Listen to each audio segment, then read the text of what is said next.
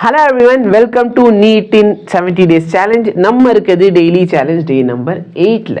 இந்த டே நம்பர் 8 என்னைக்கு அப்படின்னா 2ஆம் தேதி. இன்னும் மிச்ச நாட்கள் டெய்லி இதை சொல்றதுக்கு ரீசன் என்னன்னா, பயப்படக்கூடாது. இந்த 60 days வந்து இருக்குது, அவ்வளோதான் இருக்குன்னு ஃபீல் பண்ணக்கூடாது. நான் இன்னும் 63 நாட்கள்ல என்ன பண்ண போறேன், என் எய்மை வந்து அடைய போறேன் அப்படின்னு பாசிட்டிவா எடுத்துக்கோங்க. அதே மாதிரி இதை வச்சு லைட்டா, சரிங்களா, நாட்கள் கம்மியாக இருக்குது, உட்காந்து ஷார்ட்ஸோ ரீல்ஸோ பார்த்து டைம் வீணாக்கக்கூடாதுன்னு ஞாபகம் வச்சுக்கோங்க. நியூட்டன்ஸ் லா ஆஃப் மோஷனில் டே நம்பர் 13 and 14 வீடியோ பார்க்க போறீங்க. அதில் என்னென்ன சால்வ் பண்ணி question on first and second law, constrain motion, impulse, change in momentum, spring force, pseudo force, friction, இது எல்லாமே சால்வ் பண்ணியிருப்போம்.